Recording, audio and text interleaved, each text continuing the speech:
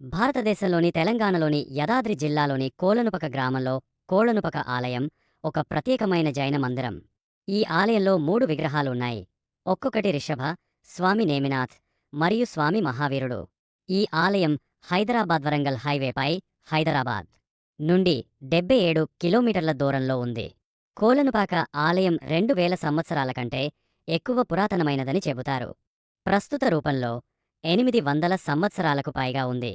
4వ శతాబ్దానికి ముందు తెలంగాణలో జైన మతం ప్రబలంగా ఉందని నమ్ముతారు మరియు కోలనుపక ప్రారంభ కాలం నుండి జైనమతంలోని ప్రముఖ కేంద్రాలలో ఒకటి. ఆదినాథ్ భగవాన్ అని పిలువబడే స్వామి రిషభ జైన మతంలో మొదటి తీర్థంకర్లు. స్థానికంగా మాణిక్యదేవ అని పిలువబడే ఆదినాథ భగవంతుని విగ్రహం కోళనుపకను దాని నివాసంగా మార్చిందని నమ్ముతారు. ప్రధాన ఆలయానికి ఇరువైపులాయి తర తీర్థంకరుల 8 విగ్రహాలు ఉన్నాయి. స్వామి మహావీర్ విగ్రహం 130 సెంటీమీటర్లు 51 అంగుళాలు పొడవు మరియు ఒకే ముఖ జాడేతో చేసినట్లు చెబుతారు. ప్రధాన ఆలయానికి ఇరువైపులా సిమందస్వామి, మాతా పద్మావతి విగ్రహాలను ఏర్పాటు చేశారు. కుల్పక్జీ దక్షిణ భారతదే సన్లోని శ్వేతంబర జైనులకు ఇది ఒక ముఖ్యమైన పుణ్యక్షేత్రం. అలాగే సోమేశ్వర ఆలయం చాలా ప్రసిద్ధి చెందింది. దీనిని చాళుక్యులు 800 సంవత్సరాల క్రితం స్థాపించారు. కోల